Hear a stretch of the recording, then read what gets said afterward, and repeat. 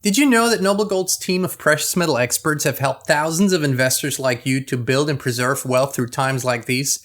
Find out why gold, silver, and IRAs are the answer to inflation and financial contagion. Talk to a personal precious metals expert today.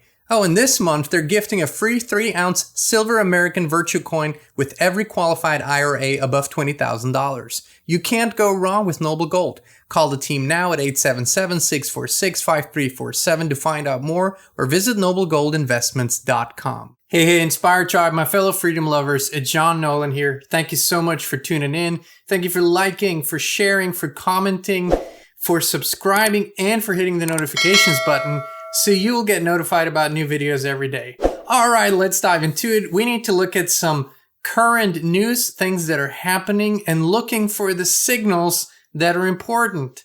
One of the things that just happened is Klaus Schwab, the founder of the World Economic Forum, and a seemingly very important figure. I don't know who elected him or who wants him to be important because I've never met a person who actually likes him or thinks that whatever he shares is of value. But here we go. He was doing an interview on the Chinese national TV, and he said something very interesting.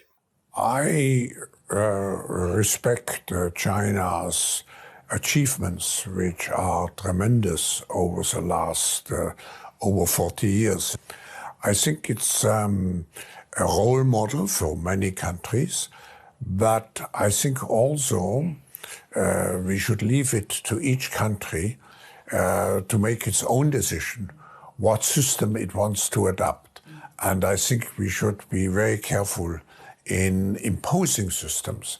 But the Chinese model is certainly a very attractive model for quite a number of countries. So yeah, that's the Klaus Schwab, whose father, Eugen Schwab, was running a company called Eicher-Wyss in Germany, and who was awarded, the company was awarded the Role Model Award by the Nazis, whom he was very close with. Klaus Schwab himself did a whole lot to help the apartheid regime in South Africa in illegally developing nuclear weapons. And he's been just your regular Samaritan. Of course, now in the past few years, he's come out and become world famous with his wet Great Reset fantasies that he's putting out there. The fourth industrial revolution, everybody will be having a brain chip and just wonderful. And of course, he's throwing that shit out there every day.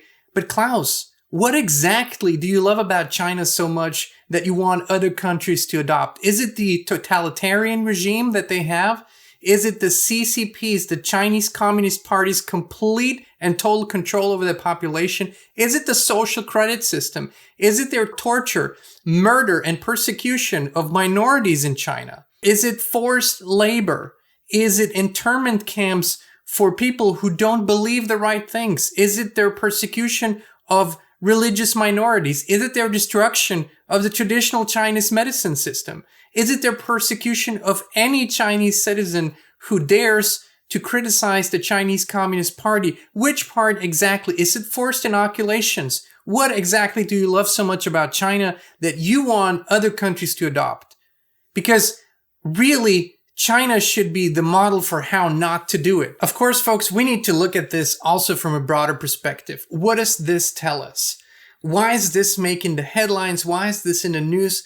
Because this is becoming clear now. As David Icke has been saying, what they used to hide, they now want to sell. They used to hide the fact that they were pushing the world population towards a Chinese totalitarian system.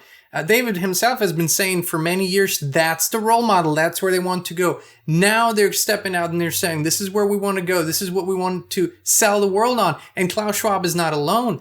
People like Justin Trudeau, the former Austrian Chancellor, Sebastian Kurz, and many others have openly admired China for their amazing system that they have. But really, once again, all of those people who apparently are in the boat with Klaus Schwab, who are pushing the climate change thing and who are, flying their private jets to those climate change seminars where they have their powwows and tell everybody how bad they are while they're really polluting the shit out of the earth. Okay.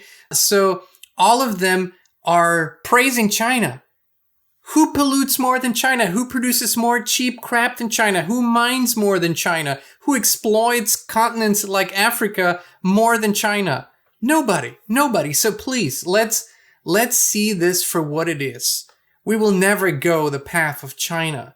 However, we would love to look at the true history of China, the rich history, the medicine, the culture, and everything else they have to offer. But the Chinese Communist Party and the current control system in China, that couldn't possibly be the role model unless you want to live in hell. Okay, let's move forward with some other interesting news. Ever since the takeover of Twitter by Elon Musk, and full disclosure, we are, never have been, and never will be fans of Elon Musk. Neuralink, artificial intelligence, all that stuff that the guy's pushing, we don't trust him. I think he's playing both sides. But for the moment, let's look at what's happening at Twitter.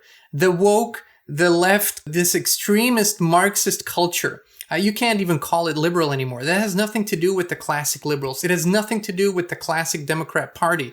This is literally an insane, woke, brainwashed, mad, Marxist, communist, psychopath crowd.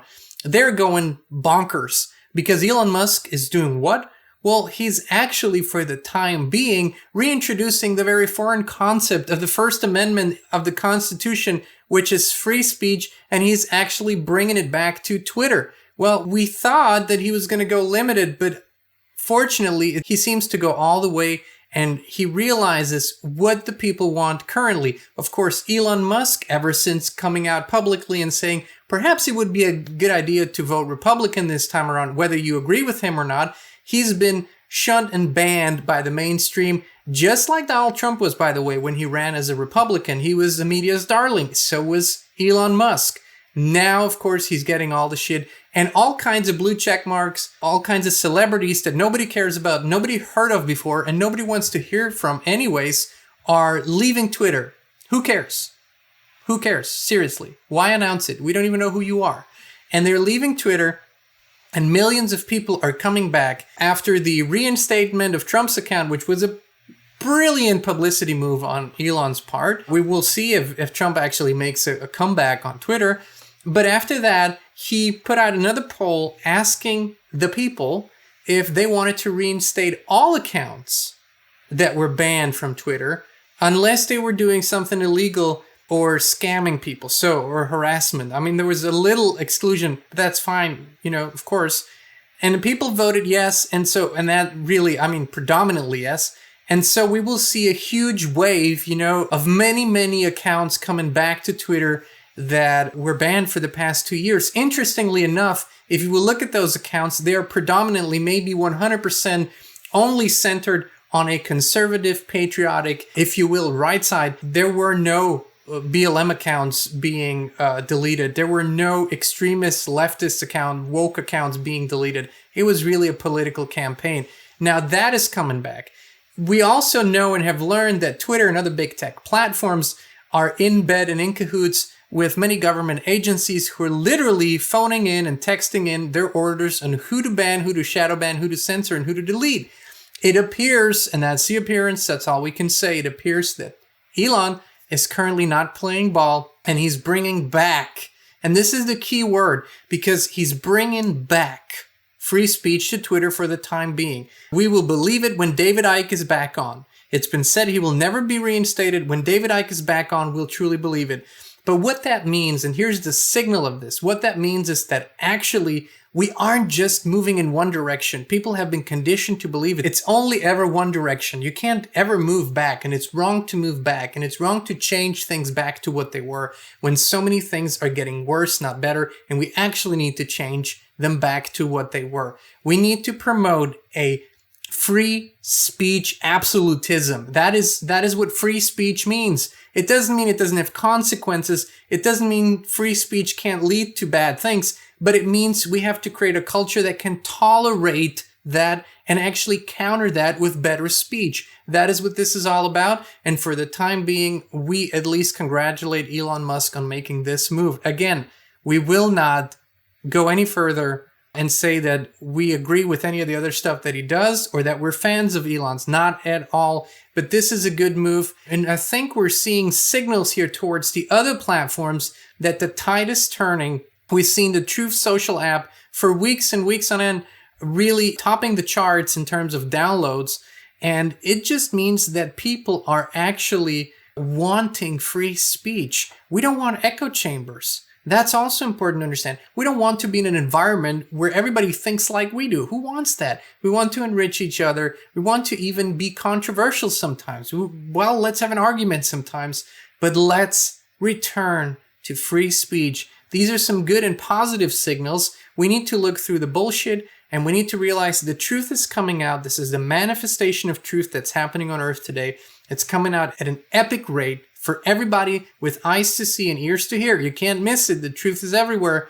And the second signal is people are rejecting this new dystopian AI-driven woke lifestyle, and it's absolutely getting the red card, like in soccer, off the field, off you go. We really don't want this kind of moralist, soulless, godless lifestyle, and not just lifestyle, a control system that is literally sucking out all creativity, sucking out everything that's human from this beautiful experience that we're all in. So let's keep our heads up. Let's let's chest out and head high, and let's keep marching on for truth, for freedom, for authenticity, for inspiration. Let's do this, Inspired Tribe. We love you, we appreciate you, and we'll be back with you again very, very soon. We're more dedicated than ever to provide authentic, truthful, and uncensored information and inspiration. That's why we created the Inspired community on the free speech platform Locals. There's no censorship, a free flow of information, and it's more personal and intimate. And you can join us as a free member or a paid supporter. Please visit inspired.locals.com and join us today.